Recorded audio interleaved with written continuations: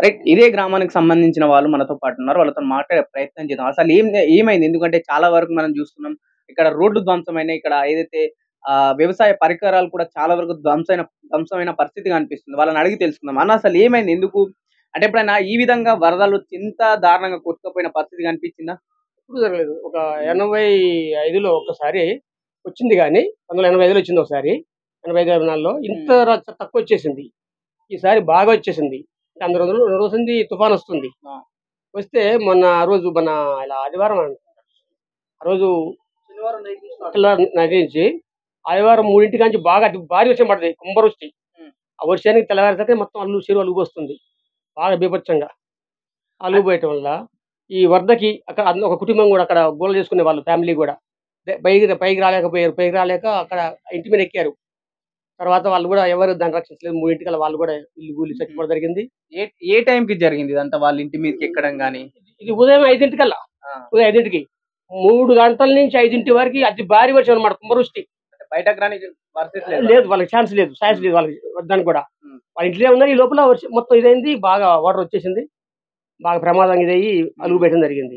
వీళ్ళు రాలేక పైకెక్కారు డాబా మీదకి. తర్వాత వాళ్ళకి కొన్ని డ్రోన్ ద్వారా ఇవి పంపించారు. మన మన ఈ జాకెట్ ప్రూఫ్ ఇవి పంపించారు. టూల్ పంపించినా గానీ, ఒక బాబు ఒక్కడే బయటకొచ్చాడు గానీ వాళ్ళిద్దరు కూడా ఇదైపోయారు. హ్మ్. ఇక అక్కడి నుంచి ఆ చెరువు ఇదైపోయింది.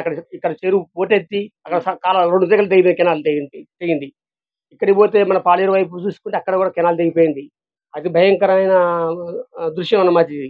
ఇక్కడి నుంచి వెళ్ళిపోయేది. ఇక్కడి నుంచి ఇంకొక హాఫ్ అన్ అవర్ గంట అయితే మేము ఈ ఊరు మొత్తం పోద్దనుకున్నాం అంచనా. హుహు. 5 నుంచి చూస్తే కానీ 8 వరకి పెరిగొస్తా ఉంది వాటరు.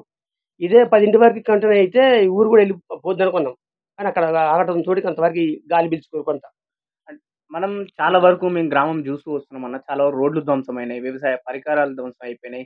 అంటే వ్యవసాయం ఎంతవరకు ధ్వంసమైంది? వ్యవసాయానికొస్తే హ్మ్. ఈ సంవత్సరం వ్యవసాయం అనేది చేయటం కూడా కష్టమది. హ్మ్. ఈ కెనాల్ తెగిపోయింది. కెనాల్ తెగి ఇప్పుడు నీళ్లు రావటం అంటే ఆ కెనాల్ పోయాలని చెప్పండి. ఇక్కడ 2 గంటలు పడ్డాయి. కింది వైపు ఒక గండి పడది. ఇయన్నీ పోయాలంటే కనీసం ఒక 10, 15 కోట్లు అయితేమో. ఇది పోయటానికి కనీసం నెల 2 నెలలు పట్టొచ్చు. పోతే వ్యవసాయం మొత్తం మోటార్లు మొత్తం పోయినాయి. ట్రాన్స్‌ఫార్మర్‌లు పోయినాయి. హ్మ్. మొత్తం వైర్లు తెగి స్తంభాలు మొత్తం ఇరిగిపోయినాయి. అయన్నీ బాగు చేయాలని చెప్పంటే అది నెల పట్టుద్ది. హ్మ్. ఈ సంవత్సరం వ్యవసాయానికి కూడా చాలా కష్టం. ఏటివైపు ఉన్న పొలాలు మొత్తం ఇప్పుడు చూసి అటు పోయిస్తున్నాం. పోతే మొత్తం వరదకి గుంటలు పడి మొత్తం ఇంత ఇదైపోయినాయి. ఇక్కడ పెట్రోల్ బంక్ పోయింది. దాని ఇది పోయింది. దాని పక్కన అదంతా వ్యవసాయ భూమి నాటుబెట్టింది. హ్మ్. మొత్తం పోయింది. అది ఎన్ని కోట్లలో అంచనా వేస్తారో కానీ అది పెద్ద భారీ నష్టం ఇది. ఖమ్మం జిల్లాలో ఈ ఏరియా నాకు పాలేరు వరకు బాగా నష్టం జరిగింది. హ్మ్. ఇక మిగతా ఎట్లుందో మనకు తెలవదు. మనం కూడా బయటికెళ్ళలేదు. అతి నష్టం, రోడ్డు నష్టం, మరి జన నష్టం అంటే 2 ప్రాణాలు పోయినాయి. భర్త, భార్యలు. ఆ ప్రాణ నష్టం ఇద్దరు జరిగింది ఇక్కడ. ఇక వ్యవసాయం నష్టం. ఇది ఈ ఈ కాలాలు తెగడం ఇదంతా కూడా అతి భారీ నష్టం జరిగింది. ఇది ముందన్నడు ఇంత జరగలేదు. కొంత ఇది జరిగింది కానీ ఇంత జరగలేదు. కొంచెం రోడ్డు నుంచి పోయిన నీళ్లు హ్మ్. పోతే అది పోయితే ఆ స్తంభాలు అది వ్యవసాయానికి మాత్రం బాగా నష్టం జరిగింది. ఆ స్తంభాలు ఇరిగిపోయినాయి. వైర్లు దిగిపోవడం, ట్రాన్స్‌ఫార్మర్‌లు దిగడం జరిగితే ఇమ్మీడియేట్‌లీ ఇక్కడ మన కందుల ఉపేందర్ రెడ్డి గారు కూడా ఎమ్మెల్యేగా ఉన్నారు.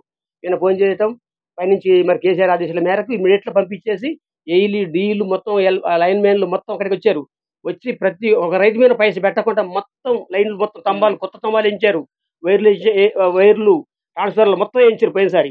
ఒక రైతుకి ఎవరి దగ్గరైనా ₹100 తీసుకుంటే మా ఉద్యోగాలు పోతాయని చెప్పారంటే వాళ్ళు భయపడేంత పని చేశారు. మిషన్ వైర్‌తో సహా వైర్లు వాటికి ఏం కావాల్సిన మొత్తం ఇసిపోయారు. నేను పోయినసారి కూడా నాటబెట్టడం జరిగింది.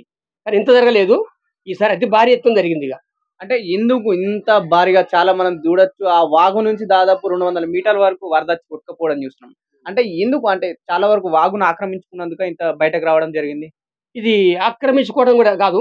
అది గాని అయితే మొన్న జరిగిందేంటంటే ఇక్కడ ఎన్ఎస్‌పి కెనాల్ వల్ల ఇక్కడ మన చెరువు తలుపులుంటాయి. ఈ హ్మ్. చెరువు మొత్తం అక్కడ తలుపులుంటాయి. అటు పక్క తలుపులు. అయి ఆటోమేటిక్ సిస్టమ్ తలుపులు అవి. హ్మ్. ఎప్పుడైతే వరద వస్తుంటదో ఈ చెరువు పెరుగుతున్నప్పుడు 22:30, 23 వచ్చాక పడిపోతాయి తలుపులు ఆటోమేటిక్ పడిపోతాయి. పడిపోతే వరద మొత్తం అటు నుంచి వెళ్ళిపోద్ది వరద. అయితే వీళ్ళు నీళ్లు వేస్ట్ అయిపోతున్నాయని చెప్పని ఎన్ఎస్‌పి వాళ్ళు అది ఎల్లింగ్ పెట్టించారట వాటిని. హ్మ్. ఎల్లింగ్ పెట్టిస్తే తలుపులు పడలేదు. పడకపోవడం వల్ల ఈ నీళ్లు మొత్తం ఫ్లోట్ అయ్యి ఇక్కడ దాకా వచ్చినాయి. వచ్చి ఇటు తిరిగి వచ్చినాయి నీళ్లు. లేకపోతే ఇంత రాదు. అవి ఫస్ట్ స్టార్టింగ్ నుంచే వరద ఏమైందంటే తలుపుల నుంచి పడిపోతాయి. ఎక్కువైతే ఉంటే ఇక అల్లులుగా ఇటు పెరిగొస్తుంది. కానీ ఆ తలుపులు ఎల్లింగ్ పెట్టారు. ఇప్పటికి కూడా తలుపులు వేసే ఉన్నాయి. అంటే తలుపులు పడలే. ఇదంతా మొదటి తప్పు ఇది. ఇదంతా అధికారుల నిర్లక్ష్యం అనుకోవచ్చు. ఆ! డిపార్ట్‌మెంట్ నిర్లక్ష్యం ఉంది. ఇక్కడ ఆ ఎల్లింగ్ పెట్టొద్దు. ఇప్పుడు సాగర్ కాలువ కూడా ప్రపోజల్ ఉందండి అక్కడ. ఆ ఎడ్డు బాగా వరద వస్తుందంటే నాకు ఇంకా 10 అడుగులు తక్కువ ఉన్నా గాని తలుపులు లేపేస్తారు. గేట్లు లేపుతారు. ముందు జాగ్రత్తగా. వీళ్ళు గేట్లు గనుక అది పెట్టకుండా ఉంటే ఇంత జరిగేది కాదు. ఇది ఇలా ఉంటే ఎన్ఎస్‌పి అక్కడ సాగర్ కాలువ ఉంది. ఎడమ కాలువ. ఈ ప్రేమావతి చేతులు ఏదైనా వస్తే ఇదే దానికి అక్కడ ఎస్కేప్ పెడతారు. 2 తలుపులు ఉంటాయి. అక్కడ చిన్న వాగు ఉంటదన్నమాట. వాగు దగ్గర గాని ఏదైనా ఉన్న కాడ పెడతారు ఇక్కడ. అది ఎస్కేప్ లేనట్టు కాలువ కూడా ప్రేమావతి చేదు కాదు. ఆ కాలువ ఏది సాగర్ కాలువ అటు నుంచి ఫుల్ వస్తుంది. ఈ చెర్ల నుంచి ఇటు వాటర్ ఇటు పోటింగ్ వేసింది. రెండిటి వల్ల 2 వరదలు ఎక్కువైతాకనే నీళ్లు కాలువ నుంచి పొర్లిపోతున్నాయి. ఇమ్మీడియట్‌గా ఎస్కేప్ లేపినట్టుంటే ఈ కాలువ దిగే ఉండేది కాదు. అక్కడ వాళ్ళు దానికి కూడా ఎల్లింగ్ పెట్టేశారు. తీసే ప్రపోజల్ లేదు. అది లేకపోవడం వల్ల ఆ కాలువ దిగింది, ఇది జరిగింది. ఇంత ప్రమాదం జరగడానికి కూడా కారణం ఇది ఎన్ఎస్‌పి వల్ల తప్పిదం చాలా ఉంది ఇలా. అధికార నిర్లక్ష్యం వల్ల. నిర్లక్ష్యం. అది చేయకూడదు. ఎప్పుడైనా అది అలా చేయకూడదు. ఇంత పెద్ద వర్షం వస్తే అక్కడ ఆ గేట్లు అది పడిపోవడం వల్ల పడలేదు కాబట్టి ఎడంత వచ్చింది. అవి పడిపోతే తొందరగా లాగేస్తుంది వాటర్. క్రమేపీ పెరుగుతుంటది కానీ అంత వాటర్ ఉండదు. అది మొత్తం అక్కడ ఆగిదాకనే మొత్తం ఫ్లోట్‌గా వచ్చి ఇక్కడికి వచ్చేసింది.